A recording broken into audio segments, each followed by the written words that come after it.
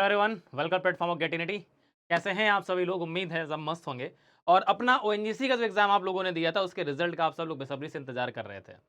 Yes, ONGC ने आज अपना रिजल्ट जो है वो डिक्लेयर कर दिया है। रिजल्ट है आपका सीबीटी का। रिजल्ट है आपका जो शॉर्टलिस्टिंग डिक्लेयर की गई है उसके बारे में।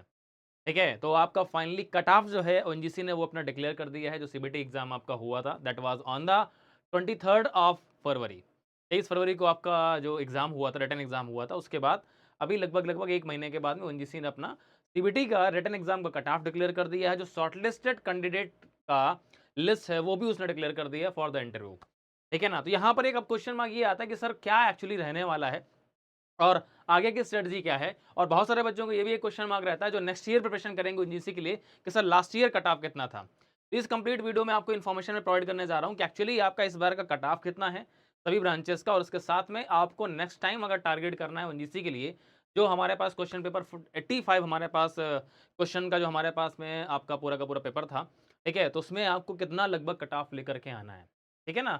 नेगेटिव मार्किंग आपको वहां पर कोई नहीं मिली थी, तो ये सबसे बड़ा चीज आपके पास में अब ये रहने वाला है कि आपको अब नेक्स्ट ईयर अगर आप प्रिपरेशन आप करेंगे यूजीसी के लिए तो आपको क्या स्ट्रेटजी रखनी है और इस बार कितने लोगों को कॉलिंग की गई है। ठीक है, तो चलिए आपको लेके चलते हैं। सबसे पहले आपको जैसा कि दिख रहा होगा बैकग्राउंड में हमारे पास जो पोस्ट आपके पास आई थी दैट इज जियोलॉजिस्ट की थी, जियोफिजिक्स की पोस्ट थी, जियोफिजिसिस्ट वेल्स सरफेस की पोस्ट थी, A W mechanical, A W production mechanical, production petroleum की, प्रोडक्शन केमिकल की पोस्ट, ड्रिलिंग की एंड पेट्रोलियम। ठीक है ना। इतनी हमारे पास वैकेंसीज जो निकल करके आई थी उसका कट ऑफ यहाँ पर डिक्लेयर किया गया है और इलेक्ट्रिकल के लिए।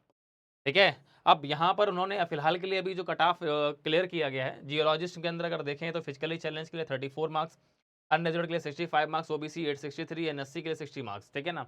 काफ़ी कुछ चीज़ें आपको यहाँ पर नहीं भी मिली थी।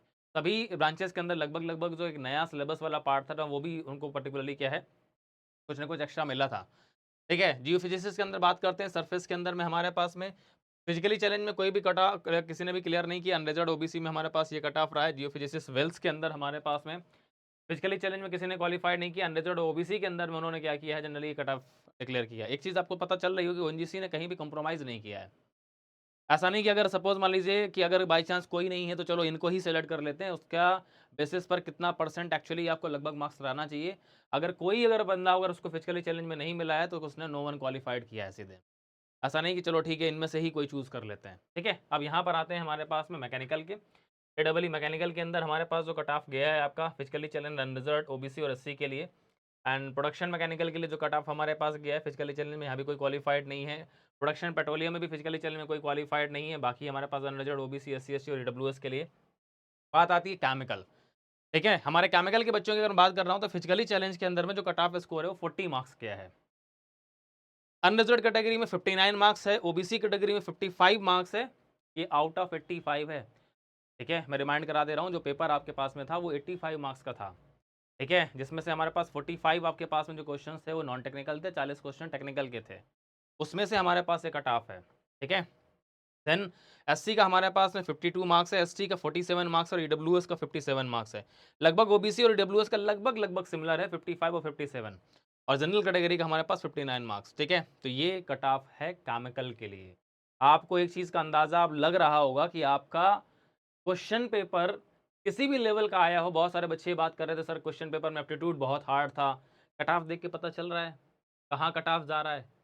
सोचिए कट ऑफ आउट ऑफ 100 नहीं है। ठीक है ना। तो हमारे पास में अब अगर अभी बात की जा रही है तो अब यहाँ से आपको समझने की नीड है कि एक्चुअली कंपटीशन बहुत ज़्यादा बढ़ चुका है। लोग प्रिपेयर्ड हैं। आपको ऐसा लगता है कि उसको एफटी नहीं आता, उसको रीजनिंग नहीं आती, उसको जीके जीएस नहीं आता। लोग प्रिपेयर्ड हैं, लोग प्रिपरेशन कर रहे हैं। अगर आपको सिलेक्शन लेना है तो आपको ही प्रिपरेशन करनी ही पड़ेगी। ठीक है। चलिए ड्रिलिंग मैकेनिकल के अंदर जो हमारे पास कट ऑफ है वो हमारे पास ये है आपका लगभग लगभग 45 से 46, 47, 48 तक है। ड्रिलिंग पेट्रोलियम के अंदर अगर हम बात कर रहे हैं तो यहाँ पर जो हमारे पास कट ऑफ फिजिकली चैलेंज में कोई भी नहीं है, अनरिजर्व ओबीसी एससी एसटी और एडब्ल्यूएस में तो हमारे पास कोई वैकेंसी थी नहीं। ठीक है, तो ये कट ऑफ डिक्लेयर किया गया है आपका ओएनजीसी की तरफ से रिटर्न एग्जाम का। इलेक्ट्रिकल की मैं बात कर रहा हूँ तो फिजिकली चैलेंज में 34 marks, unreserve 56, OBC 55, SC 51, ST 46 और ईडब्ल्यूएस में कोई वैकेंसी नहीं। तो ये कट ऑफ से जनरली हमारे पास एक मुझे बेस आइडिया मिल जाता है कि मुझे एक्चुअली कितना मेहनत करने की नीड है। बिकॉज ओएनजीसी का एग्जाम जो बोला जा रहा था बहुत एक अच्छा एग्जाम हुआ था। ठीक है, एप्टीट्यूड वाला पार्ट भी काफ़ी अच्छा आया था। बात करते हैं यहाँ पर कितने लोगों को शॉर्टलिस्ट किया गया। शॉर्टलिस्टिंग की तरफ अगर जाते हैं तो मैं केमिकल की बात कर ले रहा हूँ बिकॉज 9 अप्रैल से आप लोगों के जो इंटरव्यूज़ हैं वो आपके शेड्यूल्ड हैं आपका दिल्ली में, ठीक है ना। जो एडमिट कार्ड आपके हैं, जो इंटरव्यू कॉल लेटर्स हैं, उनको आप अपने वेबसाइट ओएनजीसी इंडिया में जाकर के वहाँ से आप डाउनलोड कर सकते हैं। वहाँ पर एक लिंक दिया जा रहा है डाउनलोड करने के लिए। अब इसके बाद उन्होंने ये भी मेंशन किया कि आपके जो फाइनल मार्क्स हैं, बिकॉज ये जो लोगों का भी कट ऑफ यहाँ पर डिक्लेयर हुआ, जिनका भी यहाँ पर रजिस्ट्रेशन नंबर लिखा गया है, इनको अभी अपने मार्क्स नहीं पता होंगे। तो फाइनल जो आपके सीबीटी के मार्क्स हैं प्लस आपके इंटरव्यू के मार्क्स आपके फाइनल रिजल्ट में आपको डिक्लेयर किए जाएंगे, ठीक है ना।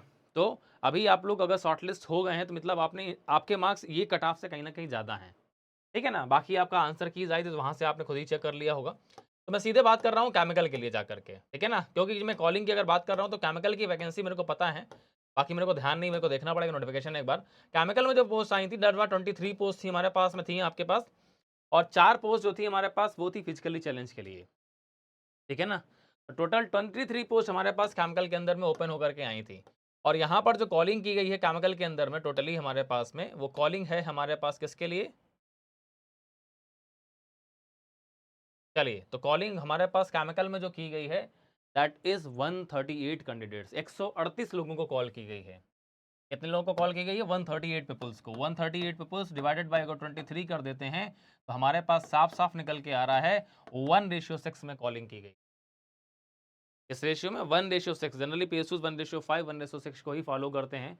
हमारे पास एनपी सेल जैसे पीएसयू जो 1:11 तक जाते हैं, 1:12 तक जाते हैं।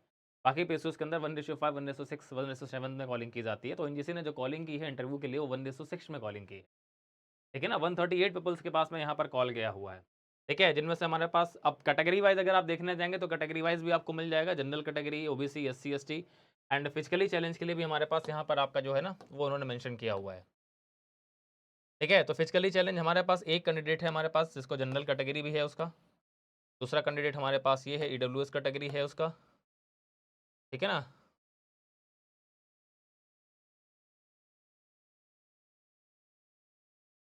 दो कैंडिडेट हमारे पास में हैं जिनके पास में कॉलिंग गई है फिजिकली चैलेंज के, ठीक है। तो आप लोगों को अब यहाँ से समझने का नीड है, नेक्स्ट टाइम की स्ट्रेटजी बनाने का आपको नीड है कि आपको एक्चुअली किस तरह से अब आने वाले एग्जाम जो आपके हैं, अगर आपका इसमें नाम नहीं है, आप इसका कट ऑफ क्लियर नहीं कर पाए, तो अभी आने वाला एग्जाम जो आपका कोल इंडिया आप कल अभी देने जाएंगे, देन आपके पास अभी भेल का एग्जाम है, देन अभी अब बहुत सारे आपको रिटर्न अभी फेस करने हैं।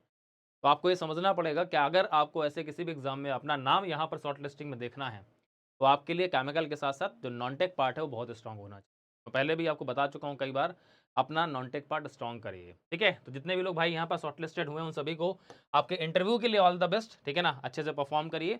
इंटरव्यू जनरली जैसा पीएसयूज का होता है, आपको ऑयल एंड गैस सेक्टर का थोड़ा सा नॉलेज रखिए, ओएनजीसी की वेबसाइट में जाकर के देखिए कहाँ कहाँ पर उसकी साइट्स हैं, क्या प्रोजेक्ट्स ओएनजीसी डील करता है, ठीक है ना। इसके अलावा आपके पास में थोड़ा सा आपका पेट्रोलियम सेक्शन के अंदर आपको नॉलेज होना चाहिए, और इसके अलावा जो भी आपके बेसिक यूनिट ऑपरेशंस होते हैं, खास करके एब्जॉर्प्शन, डिस्टिलेशन, हीट एक्सचेंजर्स, इन सभी का नॉलेज आपको होना चाहिए, ठीक है ना। तो इन सभी चीज़ों पर थोड़ा सा फोकस करिए, और अगर पॉसिबल हो पाएगा तो मैं किसी भी पर्टिकुलरली आपका पीएसयू के कैंडिडेट के साथ आपका कोई एक मॉक इंटरव्यू अरेंज कर दूंगा, बट प्रॉमिस नहीं कर रहा हूं मैं, आप लोग पीछे पड़ जाते हो सर प्लीज़ आपने बोला था, प्रॉमिस नहीं कर रहा हूँ। अगर पॉसिबल हो पाएगा तो, बिकॉज सभी अपनी अपनी जॉब में बिजी रहते हैं, कई बार ऐसा होता है कि चांसेस नहीं मिल पाते हैं, ठीक है ना।